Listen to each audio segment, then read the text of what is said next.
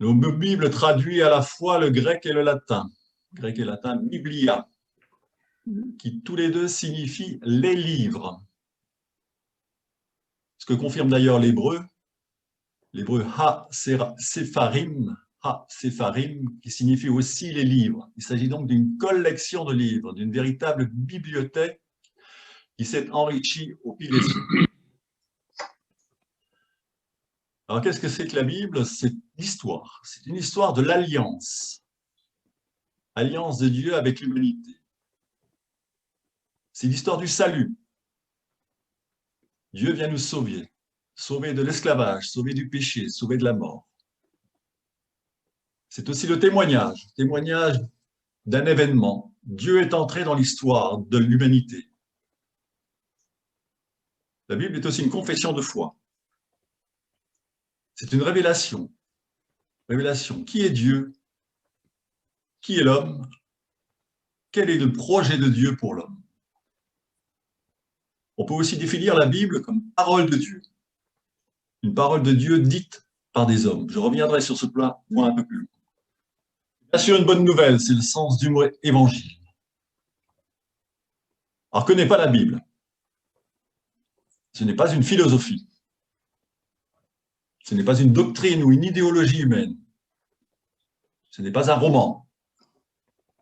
Ce n'est pas un livre scientifique non plus. Ce n'est pas un livre d'histoire au sens moderne de ce terme. Ce n'est pas non plus un conte. Ce n'est pas « il était une fois ». Ce n'est pas non plus une religion du livre. Cette définition, religion du livre, nous vient du Coran. L'islam est la religion du livre. Mahomet a reçu le livre et n'en est pas l'auteur. La Bible n'est pas non plus une morale, même s'il y a des préceptes, lois et commandements, ils tiennent une place importante. Alors, vous savez tous que la Bible se décline en Ancien et Nouveau Testament. La dénomination Ancien Testament n'est pas des plus exactes. Bon, le mot testament, qu'est-ce qui signifie? Aujourd'hui, ce mot a le sens de dernière volonté. Ce mot a été choisi par les premiers traducteurs de la Bible à partir du grec diatheke. Et ils l'ont traduit par testamentum, notre testament. Dieu nous a légué quelque chose. Mais diatheke en grec a une signification beaucoup plus riche. Il signifie notamment alliance.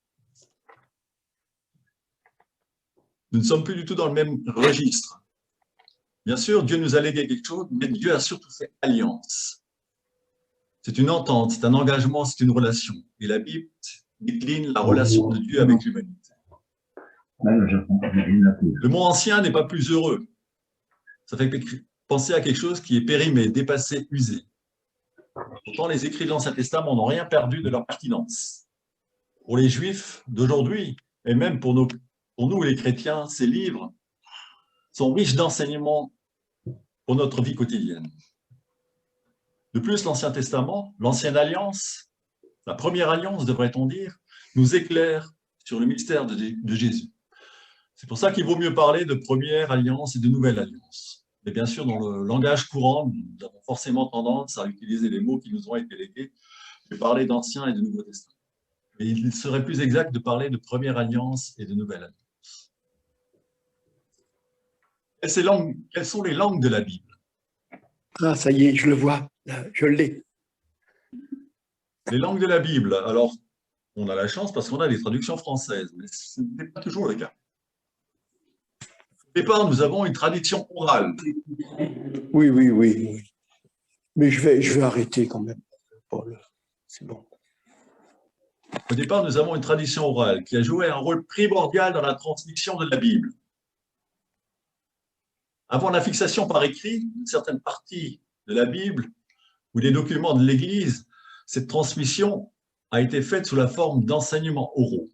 Par exemple, le premier document écrit dans le Nouveau Testament est la lettre de Saint Paul aux Thessaloniciens, écrite autour de l'an 50.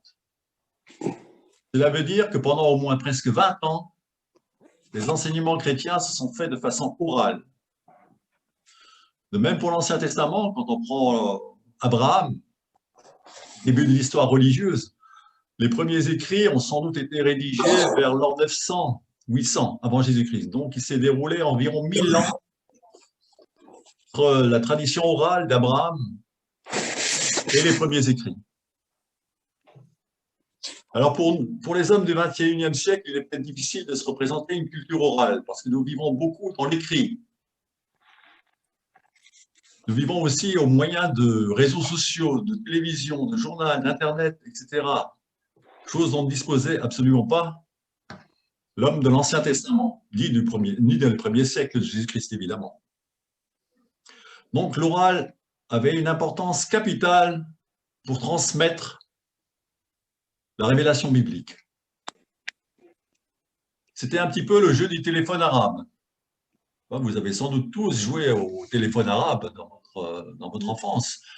L'idée, c'était de transmettre l'un à l'autre une phrase.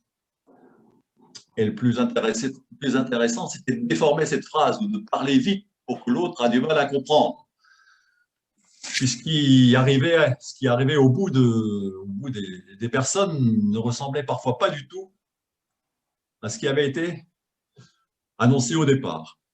Donc on pourrait très bien s'imaginer que pour Jésus, par exemple, il soit écrit dans la Bible, une tradition orale au début, soit Jésus boit de l'eau, et puis qu'à la fin, ça se transforme en Jésus marche sur l'eau.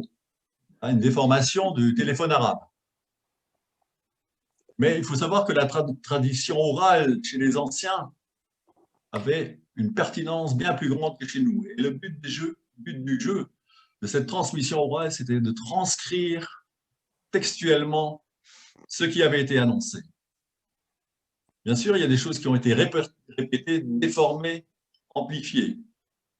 Mais d'une manière générale, la tradition orale a été respectée. Et c'est comme ça que nous ont été transmis les textes bien avant d'être par écrit.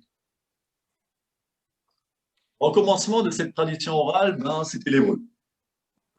Vous prenez aujourd'hui une Bible en hébreu, et je vais vous montrer à quoi ça ressemble, si j'arrive à partager l'écran.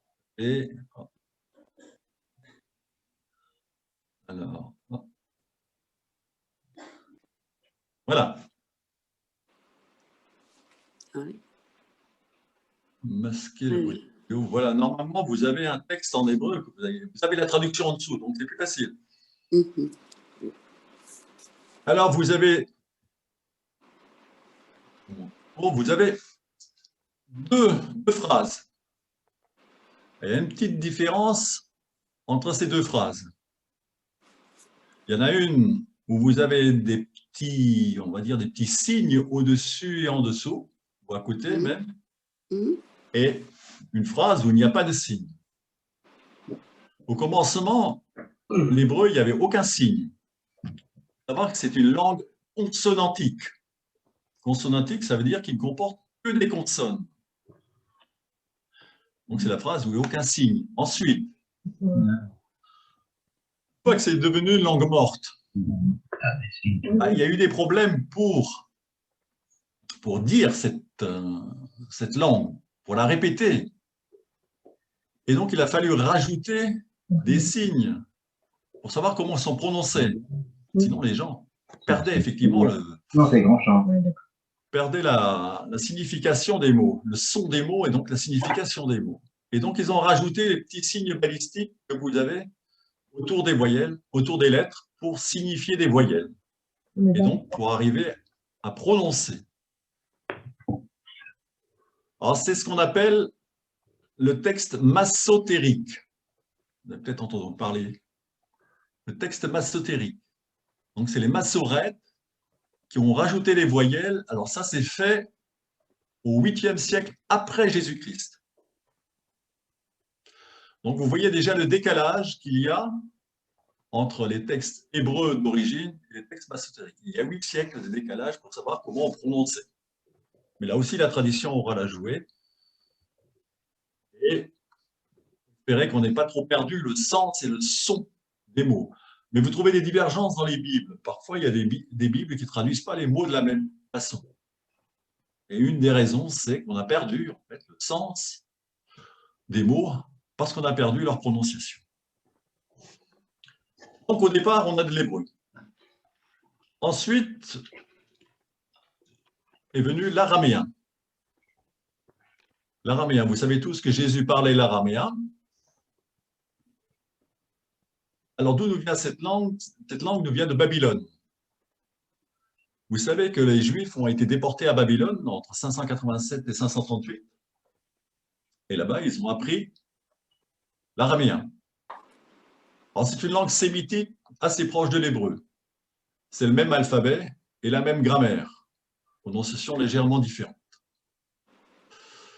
Alors, il y a peu de textes qui sont écrits directement en araméen. Quelques passages du livre de Daniel, quelques passages d'Esdras, et un verset de la Genèse et un verset du livre de Jérémie. Donc, très peu. Mais ce qui s'est passé, c'est que quand les Juifs sont revenus d'exil, ils parlaient l'araméen. Et quand ils entendaient la Bible de retour d'exil, ben, ils ne la comprenaient plus. Donc, il a fallu traduire la Bible hébraïque en araméen. Et ça a donné le Targum. On appelle le Targum. T-A-R-G-U-M. Donc, vous voyez, on a déjà différentes versions de Bible. Puis vient le grec. Vous connaissez tous Alexandre le Grand. Alexandre le Grand, il n'a pas réalisé qu'une opération militaire. Il a exporté massivement avec lui sa culture, la culture grecque. Il a notamment fondé des villes nouvelles, et une des plus célèbres sera la cité d'Alexandrie en Égypte. Et de nombreux Juifs habitaient en Égypte. Et vont se trouver profondément immergés dans cette culture hellénistique. Et donc les Juifs d'Alexandrie sont confrontés à un double problème. D'une part, bon nombre d'entre eux ne parlent pas le grec. D'autre part, ils désiraient se faire connaître comme membres à part entière de la cité grecque. Et pour ça, il faut que l'administration puisse connaître les lois qui régissent cette communauté juive. Il faut que l'administration, Alexandre le Grand, connaisse les lois de la communauté juive. Or, les fonctionnaires d'Alexandrie ne lisent pas le grec. Ne lisent que le grec, pardon. Et la loi des Juifs, elle est écrite en hébreu, ou en araméen. Donc il y a un problème. Donc il a fallu traduire la Bible en grec. La traduction, la communauté juive va la réaliser. Alors là, il y a une légende. Il y a une légende qui s'est forgée. Il paraît qu'on aurait enfermé 70 savants. 70 savants de Jérusalem qui connaissaient aussi bien l'hébreu que le grec. Et on aurait enfermé ces savants indépendamment, l'un de l'autre. Et ils auraient traduit, au bout de 70 jours, toute la Bible de l'hébreu en grec. Et comme par miracle, les 70 copies sont totalement identiques. Alors bien sûr, on est dans la légende ici. Mais ce qui est exact, c'est que la Bible a été traduite en grec. Et c'est ce qu'on va appeler la Septante. Septante, ceux qui parlent le belge connaissent ce mot, Septante, 90, 80. Ça veut tout simplement dire 70. Donc ça, c'est la Bible grecque. C'est intéressant, hein? C'est passionnant, là. Il explique les origines de la Bible. Est-ce que vous pouvez éteindre le micro, s'il vous plaît? Je ne sais pas qui a parlé. Ce serait bien d'éteindre les micros, s'il vous plaît. Donc, nous avons une Bible en hébreu. Nous avons des traductions en araméen, le Targum. Nous avons une Bible grecque. Ensuite, le latin. Alors, le latin n'est pas une langue biblique. Aucun texte biblique n'a été rédigé en latin. Tout s'arrête avec le grec. Puisque le Nouveau Testament, comme vous le savez, a été entièrement rédigé en grec. J'ai oublié de dire, il y a aussi quelques livres de l'Ancien Testament qui ont été rédigés en grec. Ça, je vous le confirmerai tout à l'heure. On parlera du canon des Écritures. Le latin n'est pas une langue biblique. Aucun livre n'a été rédigé primitivement en latin. Par contre, la langue latine va dominer dans le monde occidental à partir de l'invasion des Romains. Quand je clique dessus. Et donc, ça va donner ce qu'on appelle la Vulgate. Vulgate, c'était la langue vulgaire, et la langue vulgaire, c'était le latin. C'est Saint Jérôme, 4e siècle, qui nous a donné cette Bible en latin. Je ne sais pas. Voilà. Voilà pour les langues. Ensuite, je vous dirai quand est-ce que la première version française est apparue. Datation de la Bible. Quand est-ce que ça a été écrit? Donc, au départ, tradition orale qui commence vers 1800 avant Jésus-Christ. Le texte original n'a pas été conservé. On pense, les spécialistes, alors là, c'est les exégètes qui pensent que les premiers écrits dateraient du 8e siècle avant Jésus-Christ. 8e, peut-être 9e. Alors, les spécialistes ne sont pas tous d'accord là-dessus. C'est impossible, de toute façon, en l'état actuel des sciences, de trouver une date exacte des premiers écrits. 8e siècle avant Jésus-Christ, on va prendre cette date, jusqu'au début du 2e siècle après Jésus-Christ. Voilà en gros l'amplitude d'écriture de la Bible. Donc vous voyez une très grande amplitude. Alors la majorité s'accorde donc pour dire que c'est entre le 8e et le 2e siècle. Et le plus ancien objet sur lequel se retrouve un texte biblique, c'est l'amulette. C'est une amulette qu'on appelle le Ketef Hinnom, qui est datée vers 600 avant Jésus-Christ. Alors je vais vous la montrer. Alors, je suis toujours sur l'hébreu. Peut-être rester sur l'hébreu. Hein. Voilà. Normalement, vous devez voir l'amulette. Alors, ça doit être la taille originale fait 9 cm. Donc, vous voyez, c'est une toute petite amulette. Et les spécialistes nous disent que le nom de Yahvé y apparaît dessus. Je ne sais pas où. Le nom de Yahvé y apparaît dessus. Et on ne sait pas à quel livre de la Bible appartient cette amulette. Il a fallu quand même 2 ans pour dérouler cette amulette, puisque c'est un petit rouleau, un petit morceau de rouleau, il a fallu 2 ans pour le dérouler. Vous voyez le travail des spécialistes, assez extraordinaire. Donc elle est datée de 600 avant Jésus-Christ.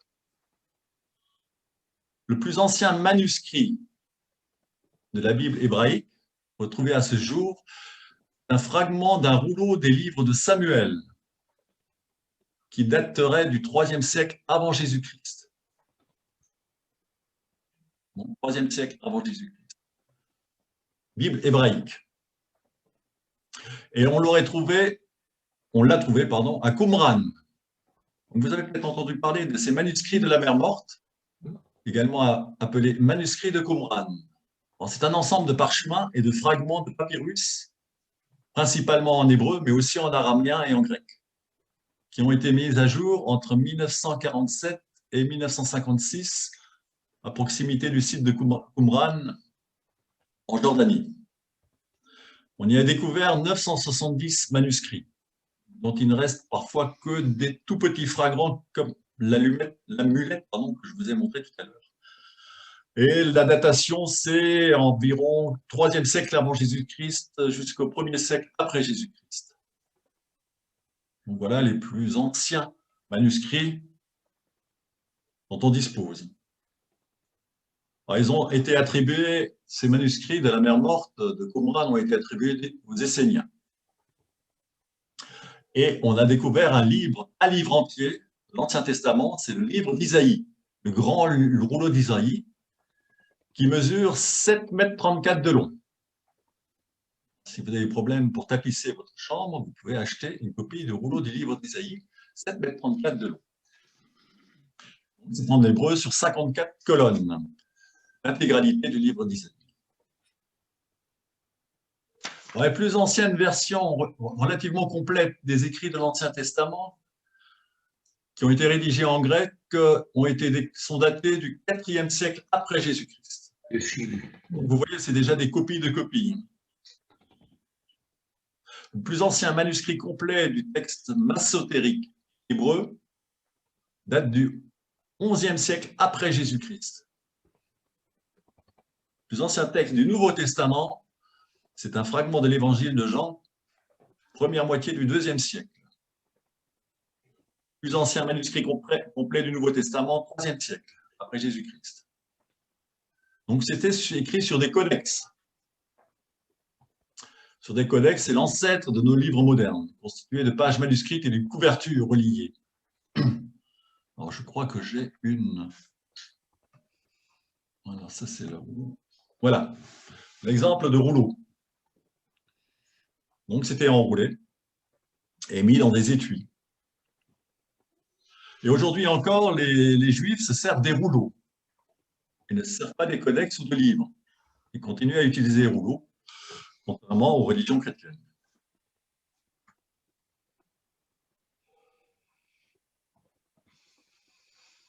Alors, la Bible a ensuite été traduite en français, heureusement, et la première traduction intégrale en français date du XVIe siècle. XVIe siècle après Jésus. Nous avons les premières traductions intégrales en français. Le canon des Écritures, maintenant. Canon, qu'est-ce qu'on appelle le canon? Canon, en grec, signifie règle. Règle de foi et de vie pratique. En fait, comment on en est arrivé à déterminer qu'il n'y avait que ces 73 livres qui font partie de la Bible? Alors, le point de départ, bien sûr, c'est la Bible hébraïque, la Bible juive. La Bible juive comporte 24 livres, qui est désigné sous l'acronyme hébreu Tanakh. T-A-N-A-K-H. Alors, il ne compte pas comme nous. Par exemple, un roi et deux rois ne font qu'un seul livre. Un Samuel, deux Samuel ne font qu'un livre, etc. Donc, la Bible hébraïque comporte la Torah, qui est le Pentateuque. On va étudier la prochaine fois. Pentateuque, c'est les 5 premiers livres de la Bible qui est attribué à Moïse par la tradition juive. Ensuite, la Bible hébraïque contient les Nevi'im, N-E-V-2-I-M, Nevi'im, c'est les prophètes. Ensuite, les Ketuvim, K-E-T-O-U-V-I-M, ce sont les autres écrits. Pour le judaïsme, la Torah, c'est le fondement divin de l'identité juive. Elle permet aux Juifs de comprendre sa particularité en tant que membre d'un peuple choisi par Dieu et amené à témoigner par sa vie et ses actions de l'appel qu'adresse ce Dieu à l'humanité entière.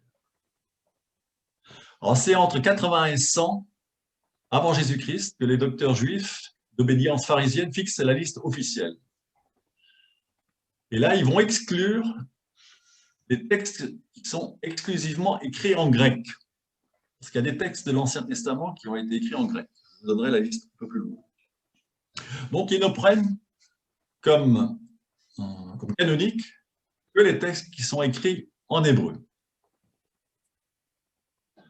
Ensuite, il y a des textes grecs qui vont être rajoutés à la Septante de grec.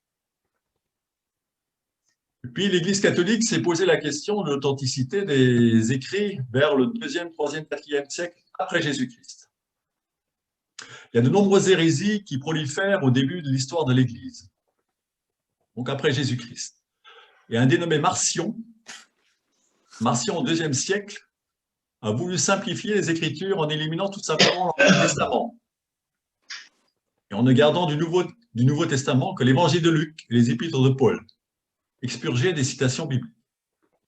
Donc c'est à partir de ces hérésies-là qu'on s'est posé la question, mais qu'est-ce qui est canonique et qu'est-ce qui ne l'est pas? Je vous passe les réflexions théologiques qui ont mené à ce débat. Le canon de l'Église catholique est donc fixé durant cette période, 4e siècle, notamment grâce à la Vulgate de Jérôme, à la traduction latine de Jérôme. Et c'est le pape Damas, lors du synode de Rome en 382, qui fixe définitivement le canon des Écritures. Et il y aura une controverse qui va naître après ce canon des Écritures entre les catholiques et les protestants et les orthodoxes. Ça aurait pu être simple, mais ça ne l'est pas. Pour l'Église catholique, le Concile de Trente, donc on est au XVIe siècle, entérine définitivement le canon des Écritures suite à une controverse avec le monde protestant. Pourquoi est-ce qu'il y a une controverse avec le monde protestant? Parce que le monde protestant va suivre, on va dire, le monde juif. Il y a 39 livres qui sont écrits en hébreu dans l'Ancien Testament. Il y en a 7 qui sont écrits en grec. Donc la période grecque, c'est à peu près 300 avant Jésus-Christ. Donc ces 7 livres en grec sont Baruch, Judith, les 2 Maccabées, la sagesse, le Siracide, aussi appelé l'Ecclésiastique, et le livre de Tobie. Ces 7 livres-là ont été écrits en grec, n'ont pas été écrits en hébreu.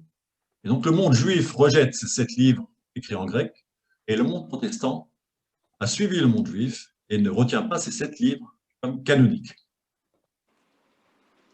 Il y a une divergence entre le monde protestant et le monde catholique en ce qui concerne la canonicité. Cela dit, la religion protestante reconnaît quand même que ces 7 livres sont tout à fait dignes d'intérêt et de lecture. Il y a également d'autres passages qui sont écrits en grec, notamment dans le livre de Daniel et le livre d'Esther. Et là aussi, ces passages sont rejetés par les protestants et par les catholiques. Nous avons donc 46 livres dans l'Ancien Testament, 39 en hébreu, 7 en grec, et 27 livres du Nouveau Testament, tous écrits en grec, qui sont considérés comme canoniques, c'est-à-dire inspirés par l'Esprit Saint. On verra ce que c'est que l'inspiration un peu plus loin. Alors, dans l'Église orthodoxe, je vais me faire un café. Est-ce que tu en veux un? Je veux bien un café, merci. Dans l'Église orthodoxe, il n'y a jamais eu une décision officielle qui fixe les contours exacts du canon biblique. Donc c'est encore plus difficile parce que vous savez que dans l'Église orthodoxe, il y a 14 églises autocéphales, c'est-à-dire un petit peu autonomes. Et donc le canon des Écritures peut varier d'une église à l'autre. Donc il est difficile de s'entendre. Et ils ont des livres supplémentaires, donc ils ont tous nos livres, 73 livres, du catholicisme, mais ils en ont d'autres dans l'Ancien Testament. Ils ont un 3e et un 4e livre d'Esdras, ils ont un 3e et un 4e livre de Maccabée, ils ont le psaume 151 et la prière de Manassé. Alors, au début de la séance, je vous citais la TOB, la traduction œcuménique de la Bible, comme un livre de référence. Il faut savoir que la TOB contient tous ces livres. L'intérêt d'avoir la TOB. Voilà, donc vous voyez le canon des Écritures est pour l'instant divergent entre les communautés chrétiennes. On n'étudiera pas les livres orthodoxes. On pourra peut-être lire le psaume 151 éventuellement pour voir. On se limitera déjà à nos 73 livres. Alors, quand vous ouvrez la Bible, vous constatez une division en chapitres et en versets. Il faut savoir que cette division n'existait pas à l'origine. Et même si vous prenez les textes originaux hébreux, les mots sont collés l'un à l'autre. Vous ne connaissez pas l'hébreu, c'est très difficile de lire l'hébreu original. Heureusement, les massorètes nous ont mis déjà les accents et ont séparé les mots les uns des autres. Mais à l'origine, les mots étaient collés l'un à l'autre sans aucune forme particulière. Donc, c'était très difficile de s'y retrouver. Et les têtes de chapitre que l'on retrouve dans nos Bibles, qui permettent de se retrouver, ont été fixées en 1203. Vous voyez, c'est très récent, 1203. Enfin, les versets, c'est au XVIe siècle, vers 1500, 1550, 1551. Exactement. Et la première Bible complète que l'on connaît aujourd'hui avec les chapitres et les versets date de 1560. C'est la Bible de Genève en Suisse. Voilà. Alors, que trouve-t-on maintenant? On va rentrer un peu plus dans le détail. Que trouve-t-on dans l'Ancien Testament? Que l'on commencera à étudier plus en détail la prochaine séance. Tout d'abord, ce qu'on appelle le Pentateuque. Le Testament, c'est le Pentateuque. Pentateuque, vous connaissez peut-être ce mot, ça veut dire 5 étuis. Pinte en français, c'est 5. Une pinte de bière, vous connaissez peut-être mieux, tire son origine de ce même mot, pinte. Pentateuque, les 5 étuis, donc les 5 rouleaux. C'est ce que les Juifs appellent la Torah, c'est-à-dire la loi. Que trouve-t-on dans la Torah? C'est les récits des origines de l'humanité, la Genèse, les récits retraçant la naissance du peuple élu et l'alliance de Dieu au Sinaï, avec Moïse. C'est dans le livre de l'Exode. Ensuite, un texte beaucoup plus législatif, c'est le Lévitique. Un recensement, c'est les nombres. Et une reformulation de la loi, Deutéronome. Deutéronome, Deutéros, deux, nomos, loi, seconde loi.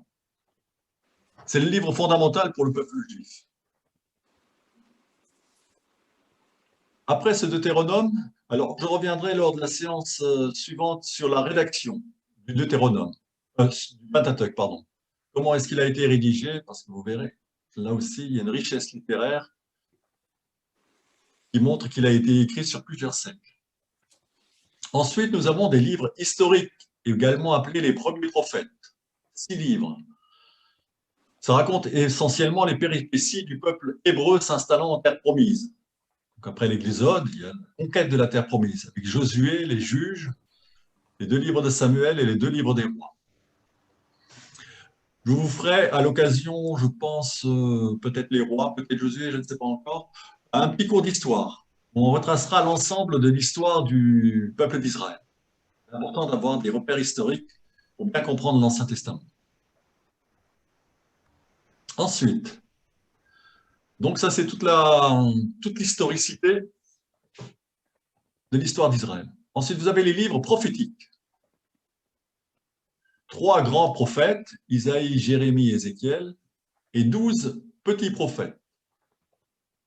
Alors on les appelle petits et grands à cause de la taille du livre qu'ils ont écrit. C'est sûr que Jonas ne fait que 3 pages, là où Isaïe fait 7,50 m. Donc, petits prophètes, Osée, Joël, Amos, Abias, Jonas, Michée, Nahum, Habakkuk, Sophonie, Agé, Zacharie, Malachi. On y trouve des discours, des poèmes, des épisodes particuliers de la vie des prophètes et des récits à caractère historique. Des exhortations à confesser le véritable Dieu, parce qu'on vivait dans un monde polythéiste. Les prophètes n'ont cessé de rappeler qui était le véritable Dieu. Enfin, vous avez 20 autres écrits. C'est un ensemble beaucoup plus disparate dans lequel on trouve des écrits de la sagesse, avec Job, Proverbes, l'Ecclésiaste, ou encore appelé Coëlette. On trouve le livre de la sagesse, l'Ecclésiastique. Oui. L'Ecclésiastique qui est aussi appelé Siracide ou Ben Sirac. On y trouve aussi un recueil de psaumes chantés à cette époque-là, un poème d'amour, le Cantique des Cantiques, pas des histoires, l'histoire de Ruth, Tobie, Judith, Esther, les Chroniques, Maccabée, livre des Lamentations, livre de Baruch, livre de Daniel. Donc une diversité de genres littéraires qui rend la Bible très très riche. Enfin, des récits qui relatent le retour de l'exil à Babylone avec Esdras et Néhémie. Alors, qui a écrit la Bible? Il est bien difficile de dire qui a écrit la Bible. La Bible, c'est une création collective. C'est pas C'est le produit d'une multitude d'auteurs. Entre moins 1000 et 100 après Jésus-Christ, il est facile de comprendre que nous n'avons pas un seul auteur biblique. D'autant plus qu'au départ, c'est toujours une tradition orale. Et que l'auteur, celui qui le met par écrit, n'est pas celui qui l'a dit initialement. Nous sommes bien incapables de déterminer avec exactitude qui a écrit tel livre ou tel livre. Si nous prenons par exemple le livre d'Isaïe, il apparaît qu'il y a au moins 3 auteurs, ou peut-être 3 écoles même de prophètes, qui ont travaillé sur le livre d'Isaïe. On le verra un peu plus dans le détail, c'est avant l'exil, après l'exil et pendant l'exil. En fait, quand un livre biblique porte le nom d'un personnage, il ne s'agit pas d'une signature au sens moderne du mot. Ce nom fait plutôt office de caution, confirmant la validité et l'autorité du texte. C'est une caution. Le critère à remplir pour qu'un écrit soit incorporé dans la Bible n'est pas la célébrité de son auteur ni la qualité littéraire. Il faut qu'il reflète la vie de foi d'une communauté. Communauté de foi. Une communauté de foi. La collectivité exerce un contrôle sur la production littéraire. C'est elle qui détermine ce qui constitue un fidèle témoignage de son identité, de ce qu'il a constitué dans la foi. En fait, c'est la communauté qui détermine si un livre est digne de foi. Au Nouveau Testament, les choses sont un peu plus simples. Nous avons 27 livres, tous rédigés en grec. Les 4 évangiles, Matthieu, Marc, Luc et Jean, les actes des apôtres, les épîtres de Paul, Romains, Corinthiens, Galates, Éphésiens, Philippiens, Colossiens, Thessaloniciens, Timothée, Philémon. Un moyen mémotechnique de les retenir, c'est Rococo Gallificotestes. Colossiens, vous prenez les premières syllabes de chaque Rococo Gallificotestes. L'épître aux Hébreux, qui n'est pas de Paul, dont on ignore totalement l'auteur, par exemple, un exemple, on ignore totalement l'auteur, mais qui a longtemps été attribué à Paul. Ensuite, vous avez les épîtres de Jacques, de Pierre, de Jean, de Jude, et enfin l'Apocalypse. Alors, tous ces écrits ont été attribués, donc les évangiles, par exemple, Matthieu, Marc, Luc et Jean, mais les exégètes, là aussi, sont très, très mitigés sur l'auteur de la rédaction elle-même. Il n'est pas du tout certain que les 4 évangélistes aient écrit par eux-mêmes les évangiles. Pour les lettres de Saint Paul, il y a un peu plus de certitude. Une petite classification des livres. Alors, si je... Voilà. Donc, une classification des livres, je vous ai mis une classification là, vous avez donc tout ce qui concerne la Torah, la loi, ensuite tout ce qui concerne l'histoire du peuple juif,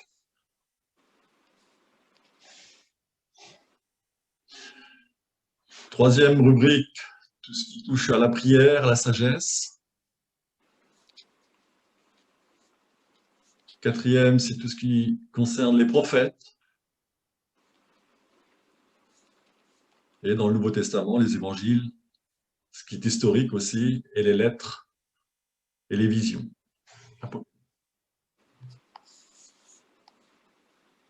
Donc, si vous revisionnez la vidéo, vous reverrez les écrans tels que je vous les ai montrés.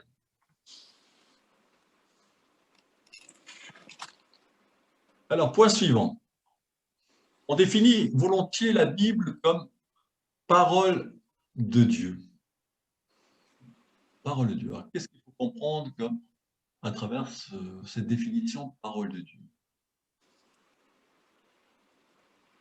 Ça signifie que les mots, les phrases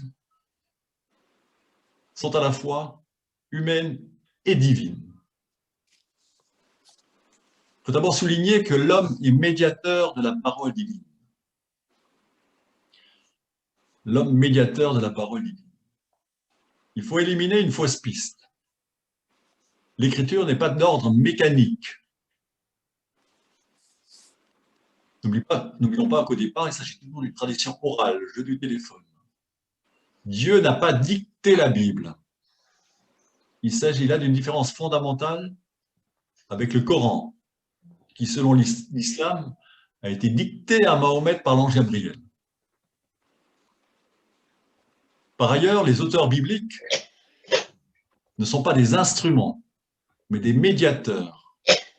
L'instrument ne laisse aucune initiative à l'action humaine, alors que médiateur souligne le rôle actif de ceux que Dieu a choisis pour transmettre son message. L'homme est un acteur libre dans la construction du royaume de Dieu et dans la mission de dispenser la parole de Dieu. Dieu s'est incarné dans des porte-voix. Il inspire, mais ne dicte pas. Il suscite, il appelle, mais n'impose jamais. Alors, où retrouve-t-on la dimension humaine? Alors, ça se retrouve dans le langage, la personnalité de l'auteur, les destinataires, le contexte culturel, social, le contexte économique, le contexte langagier, et vous trouvez parfois des contradictions. Par exemple, dans l'Arche de Noé, vous savez tous qu'à un moment donné, il est écrit qu'il emmena un couple de chaque espèce. Si vous lisez bien la Bible, à un autre endroit, il est marqué qu'il emmena 7 couples de chaque espèce. Donc, vous avez pas des contradictions. Alors, cette dimension humaine se retrouve dans le langage. Les mots ont une signification. Par exemple, le mot connaître signifie avoir une relation intime dans la Bible. Et donc, les auteurs utilisent un langage pleinement humain. Et Dieu accepte de se laisser écorner par le langage humain. C'est à lui qui est attribué, par exemple, la victoire sur l'ensemble de l'armée égyptienne lors du passage de la mer. C'est à Dieu qui est attribué la tête coupée d'Holoferne par Judith.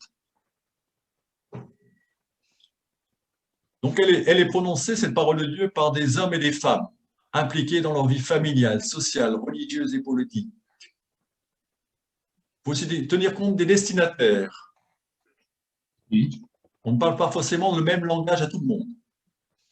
Par exemple, Matthieu s'adresse à des Juifs et fait donc souvent référence à l'Ancien Testament, à la notion de péché que connaissent bien le monde juif et que ne connaît pas le monde grec. Il faut tenir compte de la collectivité, du polythéisme, de la situation historique comme l'exil, du passage de la mer Rouge, de la résurrection, des événements historiques qui ont façonné la parole de Dieu. Les évangiles ont tous été écrits après la résurrection, et c'est la résurrection de Jésus qui est venue éclairer les disciples. La dimension divine, elle se manifeste dans l'inspiration et la révélation. L'inspiration. Qu'est-ce que c'est que l'inspiration? Vous avez sans doute tous déjà été devant une feuille vide, soit un courrier à écrire, soit une dissertation à faire, même si c'est peut-être un peu loin pour la plupart d'entre nous, mais des fois, on n'est pas inspiré. Et puis la nuit portant conseil, le lendemain matin, les mots arrivent aisément, et puis voilà, la page se remplit, à la limite presque toute seule. On pourrait appeler l'inspiration. Concernant la Bible, c'est la manifestation et l'impulsion de l'esprit qui s'empare d'un homme pour le faire agir, pour le faire parler, pour le faire écrire. C'est une force. C'est une force qui permet à un homme, à une femme de recevoir et de transmettre le message révélé. C'est comme un vent dans les voiles. Tout d'un coup, on est poussé par un vent. On ne sait pas forcément d'où il vient, ni où il va nous emmener, mais on est poussé à dire, poussé à annoncer la parole de Dieu, poussé à être missionnaire. Bien sûr, l'inspiration suppose une disponibilité intérieure à l'écoute, une faculté de discernement, une faculté de jugement, ainsi qu'une libre volonté de suivre l'appel et d'obéir à la parole de Dieu. Obéir au sens étymologique de ce mot. Obéir veut dire se mettre sous l'écoute d'eux. Op audire en latin, se mettre sous l'écoute. Et à de nombreuses reprises, Dieu rappellera à son peuple, veux-tu bien m'obéir? Schéma Israël, écoute Israël. C'est ce que nous faisons tous avec nos enfants. Je pense que certains d'entre vous ont eu des enfants. Et on leur dit parfois, veux-tu bien m'obéir? Veux-tu bien te mettre sous mon écoute? La difficulté, c'est d'entendre l'appel au fond de soi-même dans le brouhaha de l'existence. Parce que l'inspiration ne jaillit pas magiquement dans le tumulte de la vie. On le sait tous que lorsque nous participons à une messe, parfois le soir à 19h, un samedi, on est moins frais que les dimanches matins. Parce qu'on a toute une journée de travail et on n'est pas forcément disponible de se mettre sous l'écoute de la parole de Dieu. Donc l'inspiration exige un silence intérieur pour que la parole de Dieu puisse résonner. Ça, c'est l'inspiration. Deuxième élément de la parole de Dieu, cette dimension divine, c'est la révélation. Révélation de Dieu. Dieu Père, un Dieu amour, Dieu le Fils, Dieu Esprit. Révélation aussi de notre identité, que nous sommes hommes et femmes, corps et âme, chair et esprit, que nous sommes créés à l'image de Dieu. Révélation aussi de notre destinée, toute la question du sens, à quoi nous sommes appelés. Nous sommes appelés, selon la Bible, à construire le royaume de Dieu et appelés à la vie éternelle. Dieu veut nous dire qui il est, qui nous sommes et à quoi nous sommes appelés. En cela, la Bible est un livre inspiré. En Concile Vatican II, dans la Constitution de la révélation divine, qu'on appelle en latin Dei Verbum, aborde cette question et affirme que tous les livres de la Bible sont composés sous l'inspiration du Saint-Esprit. Ils ont Dieu pour auteur et ont été transmis comme tels à l'Église elle-même. Pour la rédaction des livres saints, Dieu a choisi des hommes et des femmes. Il les a employés en leur laissant l'usage de leurs facultés et de toutes leurs ressources pour que lui-même, agissant en eux et par eux, il transmette par écrit, en auteur véritable, tout ce qu'il voulait. En fait, il y a deux auteurs. Les Bibles ont Dieu pour auteur et les écrivains pour auteur. Jean-Paul II disait fort justement, tout est de Dieu et tout est de l'homme dans la Bible. Tout est de Dieu et tout est de l'homme. La Bible est donc à la fois l'œuvre de Dieu et l'œuvre de l'homme. Alors, ce n'est pas un Dieu qui chuchote à l'oreille de l'écrivain des mots, des phrases du texte qu'il aurait conçu. Une telle conception serait une dictée divine, or tel n'est pas le cas. Tout en sachant qu'une comparaison est toujours boiteuse, on pourrait dire que la Bible est un ouvrage collectif. Dieu est auteur des Écritures parce que tout d'abord, il joue un rôle actif dans l'histoire de son peuple. C'est toute une communauté de foi qui accomplit un travail de discernement pour découvrir l'agir de Dieu et le transmettre d'une génération à l'autre. Ce discernement est l'œuvre de l'Esprit. Des personnes souvent anonymes se chargeront à un moment donné et à des époques diverses de consigner par esprit l'expérience de foi de la communauté. Si vous prenez les événements fondateurs, tels que l'Exode, par exemple, le passage de la mer Rouge pour le monde juif, ou encore la résurrection pour le monde chrétien, c'est toujours postérieurement à cet événement que la communauté a pris conscience du message que Dieu voulait envoyer. On verra un texte très important, c'est celui des disciples d'Emmaüs. Les deux disciples étaient bien tristes après la mort de Jésus. Et Jésus les a rejoints. Et ce n'est qu'après qu'ils ont compris que c'est devenu une expérience de foi pour la communauté et qu'ils ont décidé de diffuser cette parole. Dans une exhortation sur la parole de Dieu de 2010, on peut lire que la Bible a été écrite par le peuple de Dieu et pour le peuple de Dieu sous l'inspiration de l'Esprit Saint. Écrit par le peuple de Dieu et pour le peuple de Dieu sous l'inspiration de l'Esprit Saint.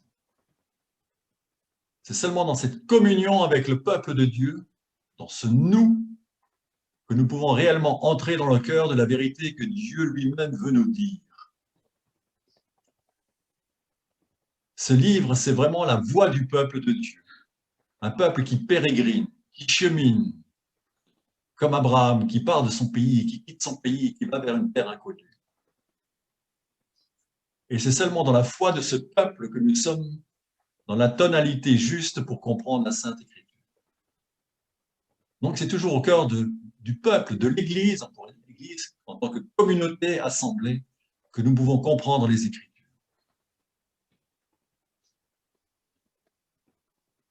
L'inspiration n'est donc pas quelque chose de ponctuel ou de sporadique. Il faut plutôt l'apercevoir comme l'action dynamique et continue de l'Esprit Saint, qui assure à la révélation son unité et sa cohésion tout au long de l'histoire du salut, jusqu'à la manifestation de Christ Jésus, parole de Dieu faite chair sur qui repose en plénitude l'Esprit Saint.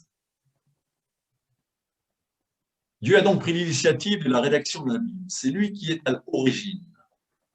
Les auteurs ont été poussés à parler. Le terme « poussé » signifie littéralement « mu », emporté, comme un bateau, poussé par le vent. Les écrivains sacrés n'ont pas parlé de leur propre initiative, mais poussés par Dieu. Ils ont parlé de la part de Dieu, au nom de Dieu. C'est un petit peu le sens étymologique du mot « prophète », celui qui parle au nom d'eux.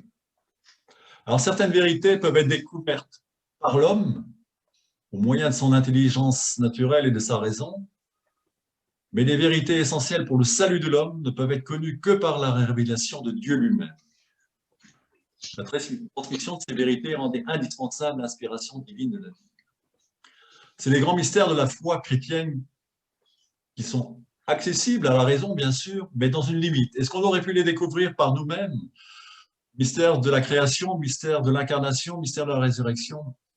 Je ne suis pas sûr qu'on aurait pu les découvrir par nous. Il a fallu que l'Esprit Saint vienne nous révéler ces mystères. Alors, je vais vous montrer un tableau. Un tableau.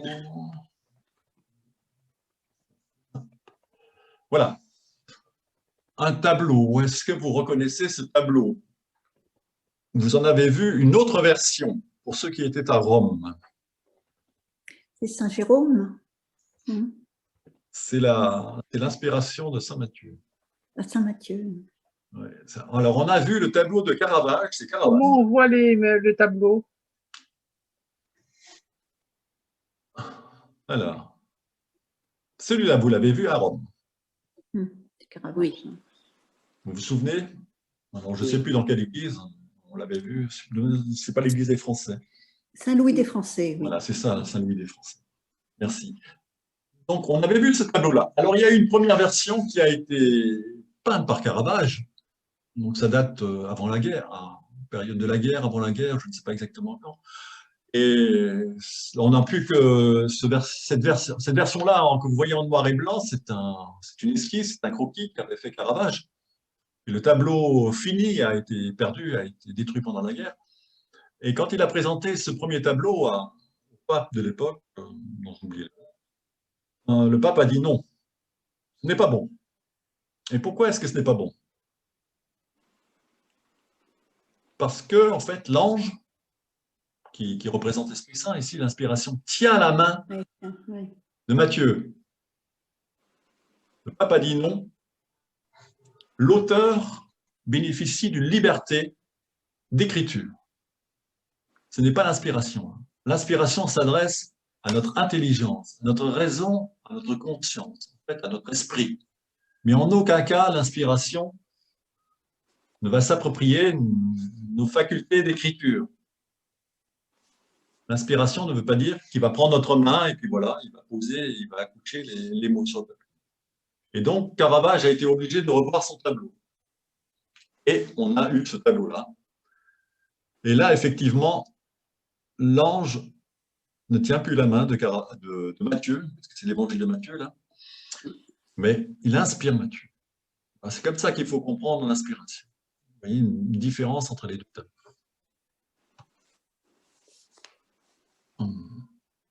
Voilà.